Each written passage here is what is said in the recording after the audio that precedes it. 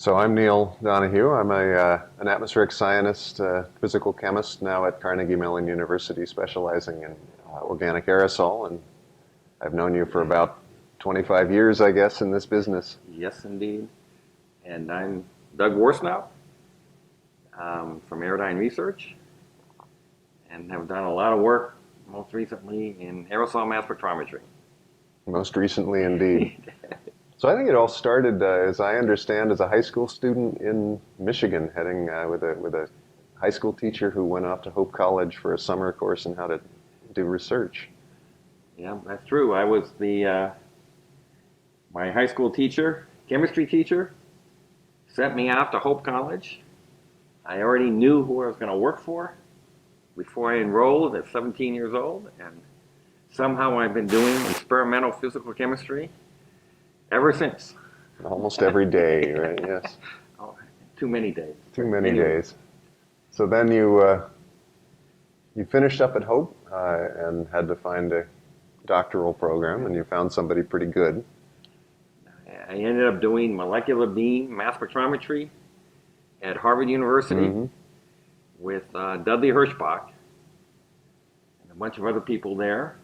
And then after that, moved on to the University of Freiburg in Germany with Helmut Haberland, attaching electrons to water and ammonia clusters.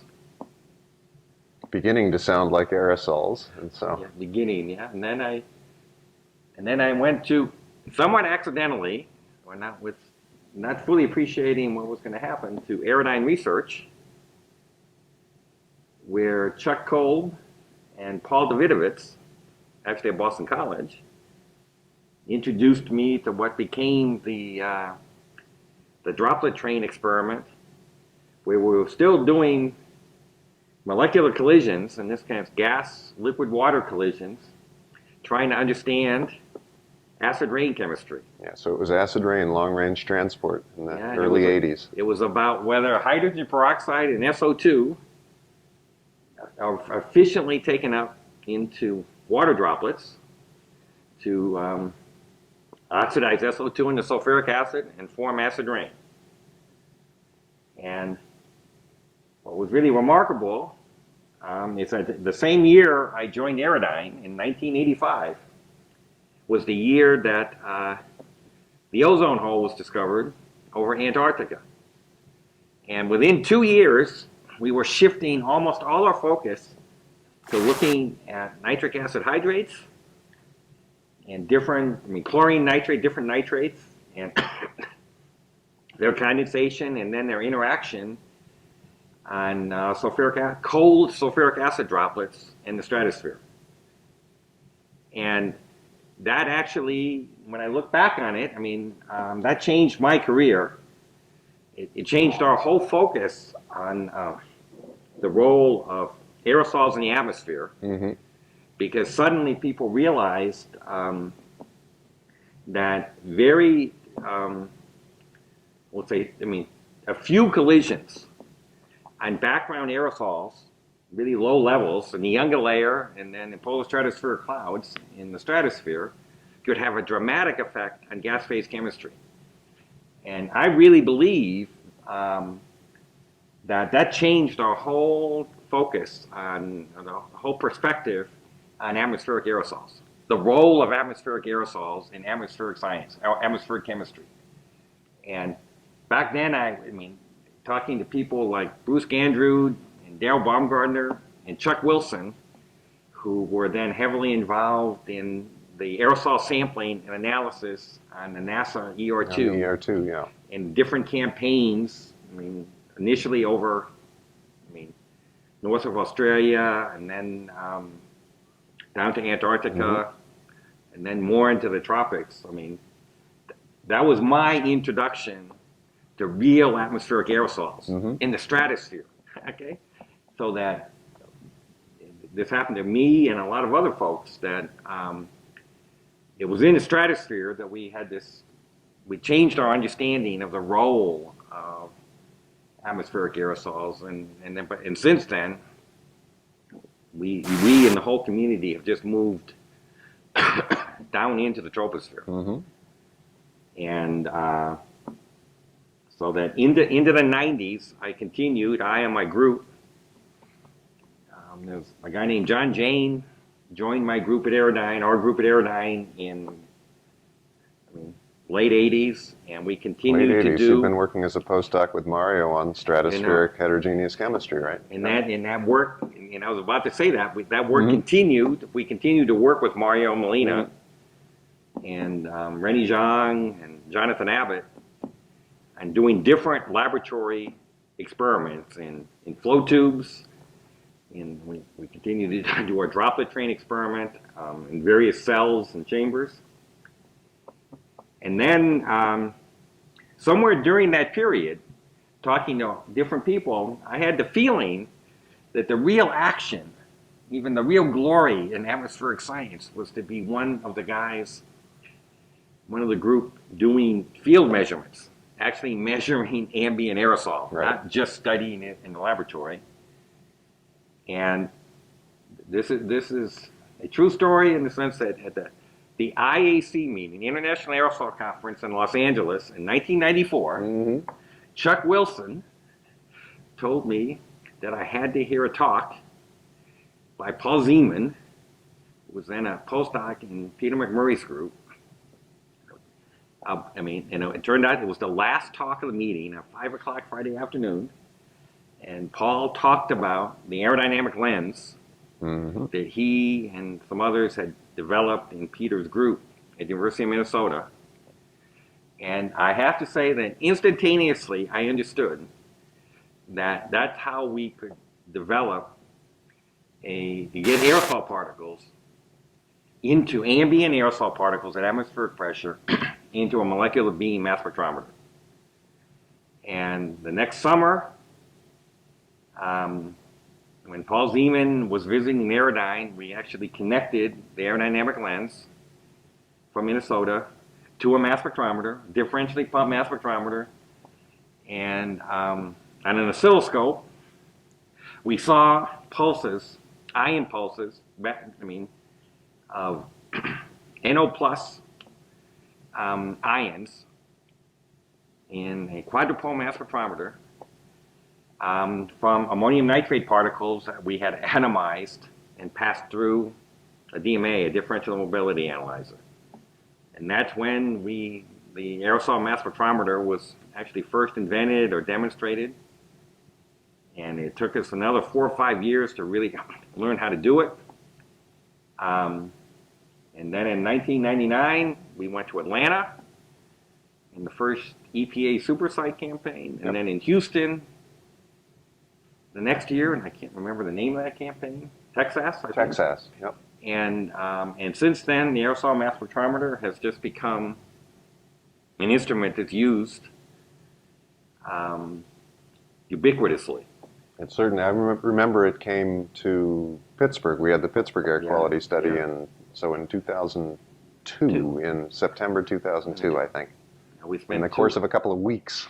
In the course of a couple of weeks, we got actually what to date was the best data set we'd had. Everything worked really well, and as a result of that, we understood that even in an urban center, the center of a city like Pittsburgh, that looking at the organic aerosol, that most of that organic was secondary, not primary, and pretty highly oxidized. And the person who was on board by then actually was there for Atlanta and Houston, and then Pittsburgh was Jose Jimenez. In fact, in Pittsburgh, Jose was already an assistant professor at Colorado. Yep. Chi Zhang from his group, and then also Manjula Kanagaratna from Aerodyne. We all were together there analyzing that data. And I guess we could say that we and a lot of other people shifted the understanding of organic aerosol, atmospheric organic aerosol. And we understood that it was actually much more, the secondary dominated it, and it was actually much more highly oxidized, and much higher oxygen content than anyone could account for. Anyone could account for or predict. And that actually led, together with a lot of other collaborators, particularly Urs Baltensperger's group at PSI, together with Andre Prevost and a bunch of other people, to our science paper in 2009, Yemen has it all, where we combined the results of 40 campaigns all around the Northern Hemisphere, and we used this model developed by this guy named Neil Donahue to try to explain how this oxidized organic could account for, or was consistent with, the observation of this highly oxidized organic ubiquitously in, condensed on atmospheric aerosol. And for me, the real symbolism of that paper is the fact that we have managed to get many people to collaborate and work together, and over and over, using many ambient and laboratory observations. We make the sum greater than the parts. Mm-hmm. And it continues to this day, where in chambers and now ambient measurements from pole to pole, we and a lot of other people are using the aerosol mass spectrometer to continue to characterize the the global atmospheric aerosol, and what I like to call the aerosol life cycle. That's really critical. If aerosols play as critical a role in climate change and radiative impact as is reported or modeled in the IPCC reports, we really have to understand the aerosol life cycle from first principles, and we continue to do that. And for that matter, for human health as well. We have Yes. to understand what they're made of Yes. and what processes Yes. go on in the atmosphere To get them into our lungs. Yes. If we go back to the ozone hole and the stratospheric chemistry, heterogeneous chemistry that we and a lot of other people unraveled, at the same time, our understanding of air pollution or air quality and the role of aerosols has also evolved. Most simply from understanding that primary aerosol, except right at the sources, right near, effectively at street level, is not the most important, but secondary is ubiquitous. And again, we're still trying to unravel the health effects. The true health effects are the details of why aerosols have statistically the clearest effect of air pollution on human health. Yep. Then with the instruments went, the aerosol mass spec, the AMS was, as I first heard about it, developed to look at inorganics, ammonium sulfate. Yep. And then it turned out, maybe in Pittsburgh, I don't know, that this messy grass, first of all, collected on a couple of key markers like M/Z44, and it is probably best known as an instrument that measures organics now. And then the AMS led to a whole succession of other really pioneering mass spectrometers that you've been developing over the past decade. Yeah, in the beginning, you're exactly right. We did not understand. That was the big question mark for us, is what would we see with organics? I even had the vague understanding even back then that atmospheric organics, the organics in aerosols, were going to be complex. And how, using our simple, thermal vaporization on a hot tungsten oven. The instrument is based on this, I still call this magic aerodynamic lens that shoots, injects and it shoots the submicron particles into a really a pencil thin beam that we put into a differentially pumped vacuum chamber. It's really a simple molecular beam mass spectrometer. But how, and as you said, we relatively quickly understood that looking at ammonium nitrate and ammonium sulfate, we have mass spectra, fragmentation patterns that were indicative of nitric acid and sulfuric acid and ammonia. But what we were going to see from organics, it was really not clear in the beginning. Right. And somehow in Pittsburgh, but you're right, the Pittsburgh study was when everything came together and we started really understanding, getting some systematic understanding what the mass spectrum meant. And it turned out that CO2 plus, MOZ 44, was the marker for the highly oxidized species. Yep. And to this day, people watch the evolution of that marker and others. And looking back on it, what is amazing is that actually the key step in making the AMS be successful is that we paid $35,000 for a quadrupole mass spectrometer in 2000, which was effectively the same quadrupole mass spectrometer that I bought as a graduate student to do molecular beams. The difference was in 1975, it cost $14,000, and in 2000 it cost $35,000.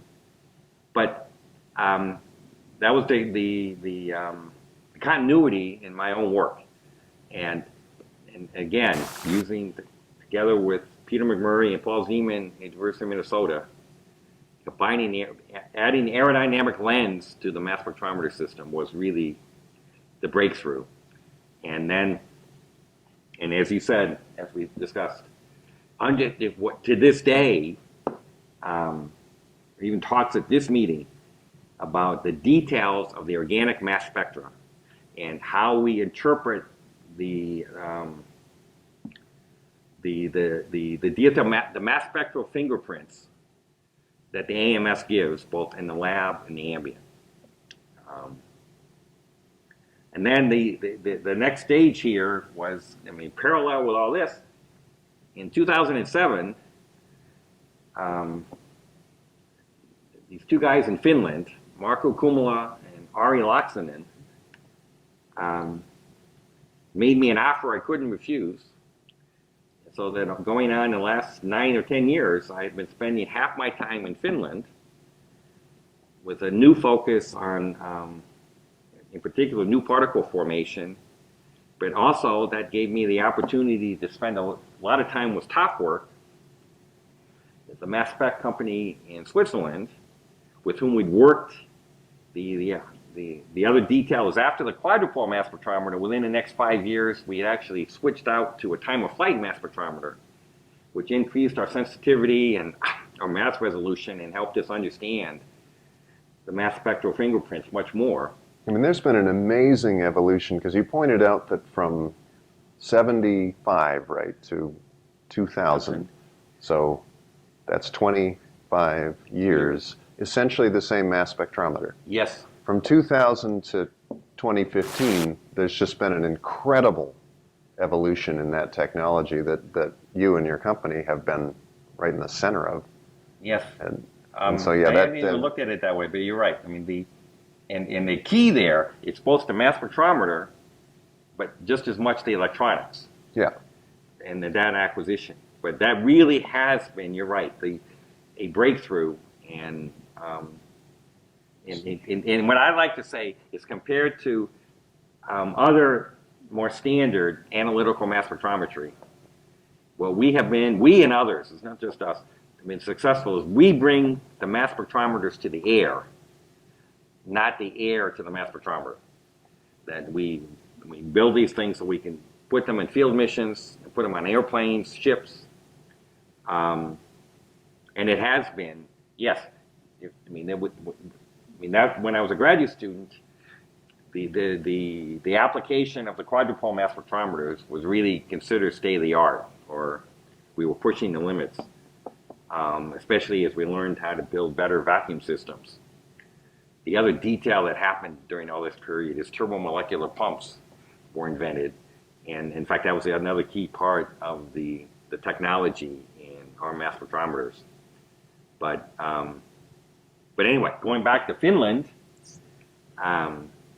together with top work, we and some of the students in Helsinki, we put together what we now call the API top, the atmospheric pressure interface top, time of flight mass spec. And we immediately took that to the field and started sampling directly atmospheric ions, ambient ions in the atmosphere at concentrations of roughly 2,000 per cubic centimeter. They come from cosmic rays and radon decay.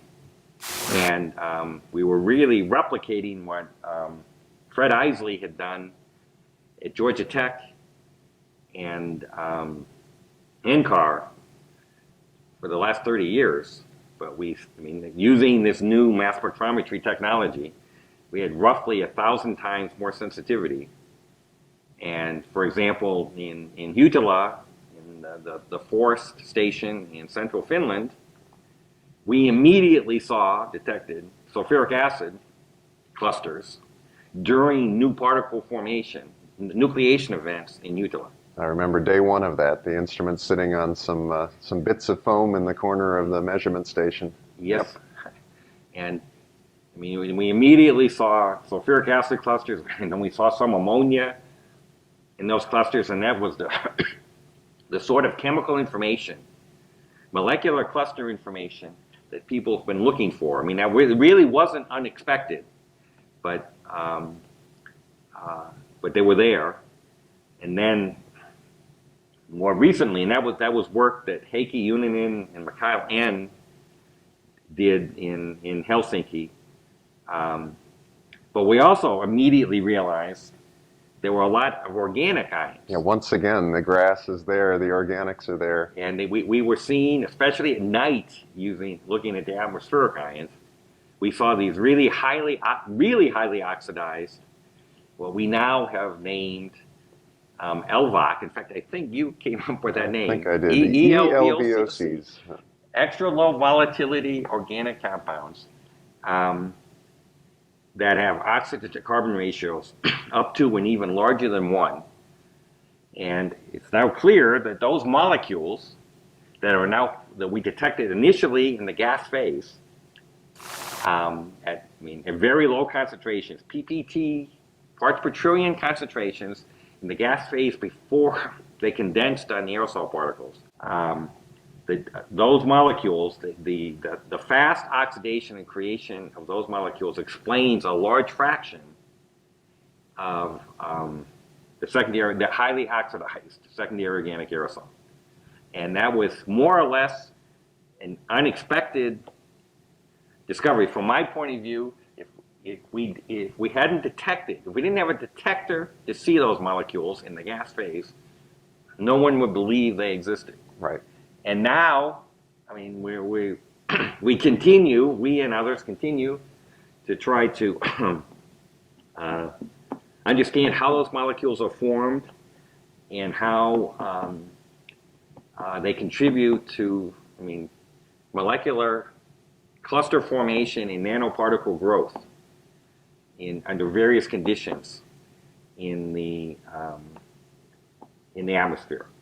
Definitely the theme here is that we are trying to continue to try to, at a molecular level, understand the aerosol life cycle and the aerosol chemical budgets. And the other thing in the other evolution of my own career, but particularly in Helsinki and in Europe, is together with Marco Kumala and his colleagues in Helsinki, the cloud experiment at CERN. Exactly. It's a combination of the field measurements and then carefully designed laboratory work. Yeah. And Marco Kumala, Urs Baltensperger, Joachim Curtius in Frankfurt, and most importantly here, Jasper Kirkby at CERN, It took them 10 years or so of persistent effort to create what became the Cloud Project, which is a 26 cubic meter, ultra clean stainless steel chamber that happens to be placed next to a pion beam coming from the original 1961 CERN accelerator. A proton synchrotron. Proton synchrotron. And we use that beam. We use that ultra clean chamber with a lot of instrumentation, including a lot of mass spectrometers, to look at new particle formation. Again, the formation of molecular clusters and then nanoparticles. And then we have the ability to turn this pion beam on and off and simulate cosmic rays or ion production in the atmosphere.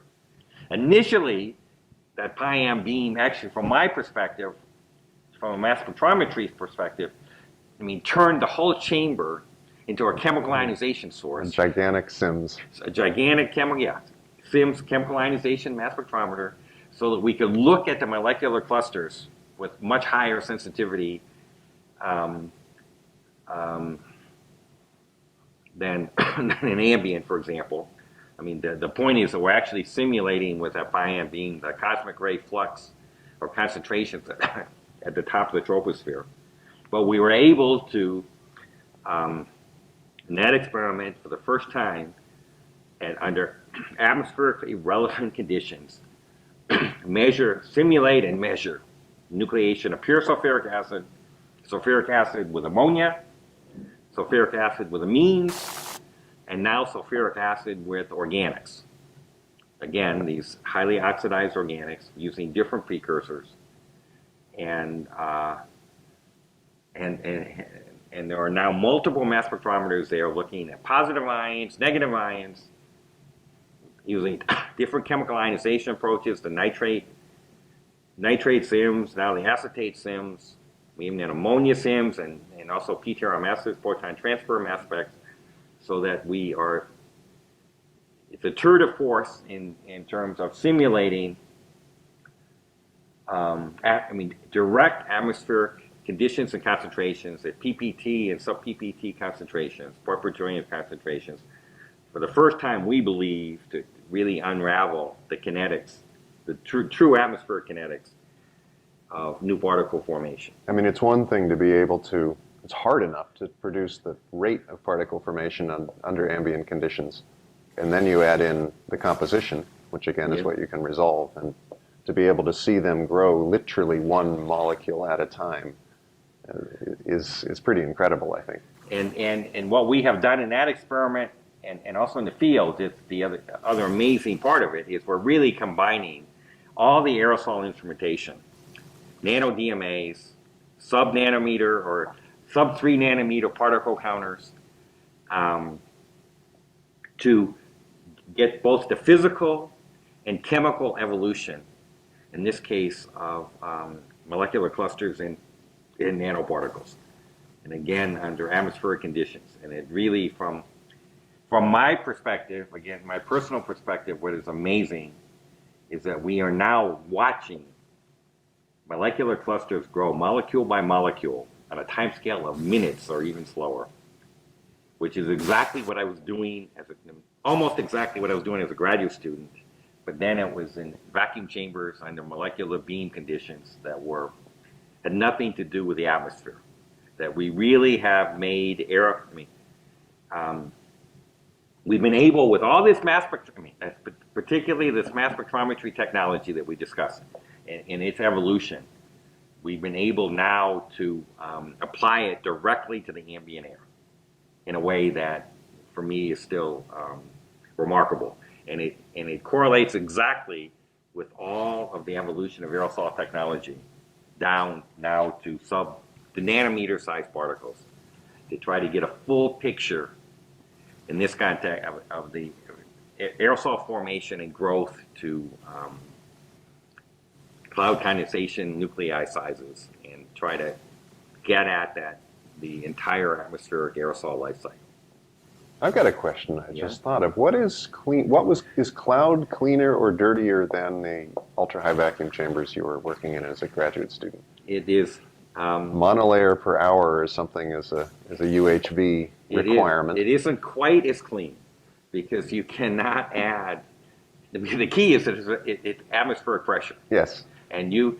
I I think mean, it's the cleanest 26 cubic meters at atmospheric I know. pressure on the planet. But That may be true. I I mean, it's the air comes from liquid nitrogen and liquid oxygen, but there's still, for example, there's still nitric acid. You can still see NOx contamination. true enough. Um, but yes, in fact, it is now clear that the cloud experiment is too clean. Right. That we actually need, if we're going to simulate the atmospheric new particle formation properly, we have to add more stuff. You like to be able to get it dirty and then build it back No, up. and Right? that's one of my. You can't make things ultra clean unless you have a detector to show how dirty it is. And we now understand that the ambient air is always more complex or has more stuff in it, not surprisingly. And um,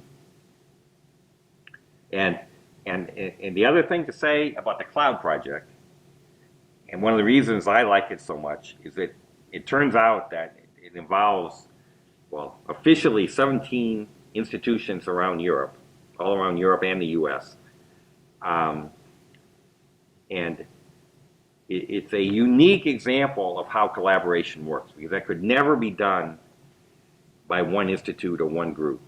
And the European Union is particularly good at encouraging and funding a strong collaboration like that. And then that's the other part of my career, for Yeah. better or for worse, is that my group, our groups, have been able to collaborate with many. But what's the story? Because you went from essentially a lonely doctoral student, and I don't know about lonely, but alone, a single doctoral student in Dudley Hirschbach's lab doing your experiments. You won the Urim Kaufman Collaboration Award from the American Geophysical Union. Mhm. So somewhere, and then you go to consortia like Cloud that has pushing 100 collaborators, and that's by no means the only example. All of these field campaigns, again and again and again. What's the story there? I really have no idea because I never dreamed that I would be doing that. I mean, as you said, I started out the first 25 years of my career, roughly, I was a laboratory researcher. Um, and then we invented the aerosol mass spectrometer, and others found out, I just like working with young people, Mm-hmm. okay? For me, this is all about the kids, okay? It's all about the students and postdocs who actually do the work. And we have managed to, the other way I put it, we have managed to teach a lot of people how to do experimental physical chemistry, at least experimental, PCAM mass spectrometry. In a lot of young people and a lot of groups who had no significant previous experience in that, and do atmospheric science that way. And it just happened that way, and that's also typical of atmospheric science, though, and even Yes. in the aerosol community too. That it's inherently multidisciplinary, and if we're going to understand atmospheric science, we have to do it together. And We also learned that during the ozone hole.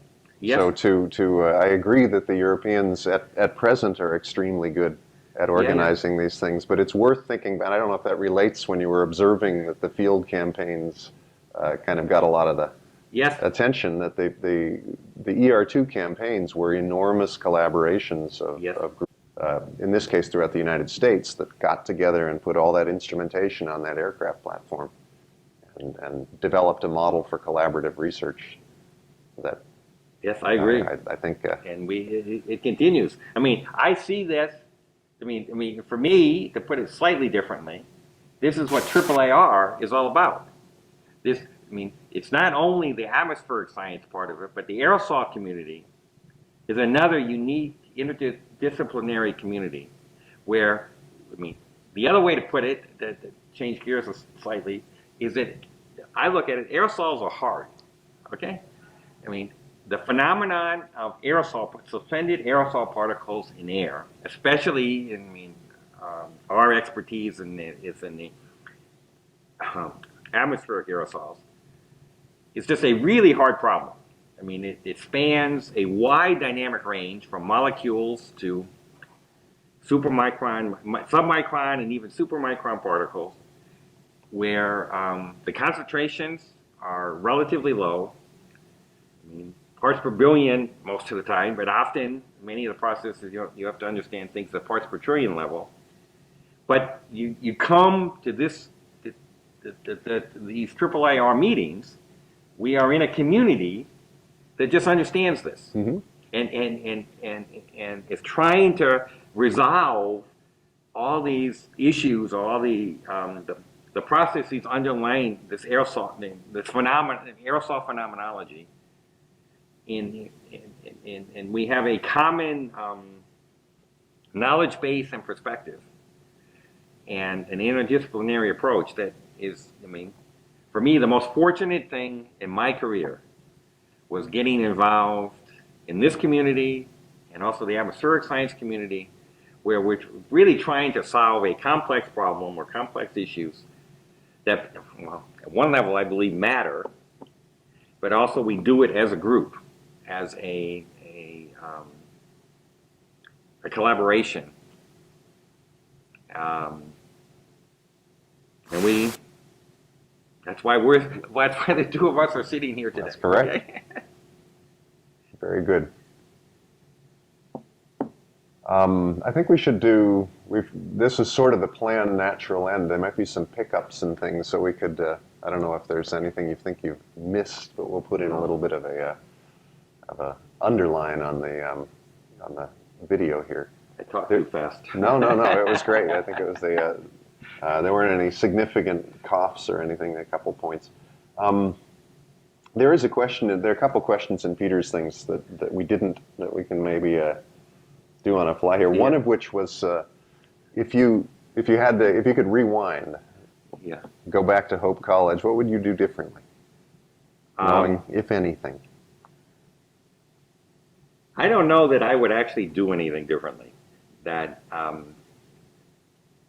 if I want to go back farther, I don't know if this is relevant. I actually believe that I am a product of the space program, and that as a kid I can actually remember Sputnik, when Sputnik was launched, and the whole emphasis on science and technology. And I have this no science background in my family at all, but somehow as a kid, this is what I wanted to do. As soon as I took high school chemistry, I've been a chemist and even a physicist ever since. And I feel like I've been extremely lucky. I span the time period where science and then atmospheric science just evolved in an amazing way. And so I'm not sure I would do anything different. The interesting point is I ended up at this company called Aerodyne Research.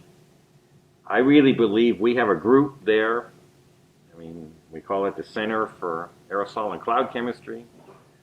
It's now almost 20 people, but it's almost equivalent, in many ways equivalent to at least half of it to a university research group. And that's the part that's actually most amazing. This is where there's Chuck Cole, one of the founders of Aerodyne, has been amazing. Paul Davidovich at Boston College, and then a number of other university collaborators, starting with Jose Jimenez and Neil Donahue, and also Ernst Waltensperger and Marco Kumala. That's the best part, that I managed to have been lucky enough to work with all those people. When you've got, the model, another thing to point out is that the collaboration model that was built around the aerosol mass spectrometer is not normal, to put it mildly. I don't even know what that means. Well, what I mean is most of the time, even scientists buy an instrument from a company and are engaged in a more or less traditional consumer-customer support kind of relationship. And that's not the way that you chose to For me, pursue that from Aerodyne. This goes back to the kids, okay? I mean, I look at every instrument we make and eventually sell is an opportunity to do research, okay? And if the young people, whether they're young professors, but more often young students and postdocs, graduate students and postdocs, if they want to make it work, and they're willing to talk to us, we will help them. And that's the best part for me. Mm-hmm. I mean, in terms of if I look back on it, and during my postdoc, we figured out how to make the solvated electron, the hydrated electron in Germany, in Helmut Haberlin's group at the University of Freiburg. But I managed to bring our source with a couple German students to Kit Bowen's lab at Johns Hopkins, where we did photoelectron spectroscopy on the hydrated electron. And I look back on it, I made that collaboration happen. So that's kind of the beginning of this story. And, and I didn't even understand that at the time, but it's true. But I have always been, that's what has motivated me the most, is watching experiments in young people and research happen. And again, this aerosol community that represented, symbolized by AAAR, and the atmospheric science community may be symbolized by AGU and EGU and EAC, the European Air. I mean, it's watching or helping make all that happen together is what keeps me going. You also have when the instruments were developing after the success of the AMS, we talked about the gas phase measurements and the chemical ionization mass spectrometers, but there was another path as well. So the so-called ACSM got developed, and so what's the story of that arm? The ACSM is our one attempt, or one success at making something a little bit simpler, okay, rather than more complicated. It's an AMS that's just been simplified with the idea if we're trying to use it. Various groups, especially again in Europe, there's now a network of monitoring instruments. It's not so much a research instrument, but a monitoring instrument, so we can get continuous, in this case, submicron aerosol composition measurements. And the other thing we haven't mentioned is that the new frontier for us and our community is Asia, or China in particular. So now I'm spending more and more time in China. That's where the largest air quality issues are, where the haze problem right now. I mean, China has the haze problem that the United States had, the United States and Europe had in the 60s, 50s, 60s, and 70s. And we're trying to apply all this technology there, where the key is now ambient measurements and then laboratory simulation. And again, it's a group effort, a collaborative effort. And aerosols are everywhere. Very good. Okay, I was just going to try to steer it to China because I was saying, I was like, very good. Okay. All right. Anything else you want to cover? No, that's fine with me. All right. I get tired.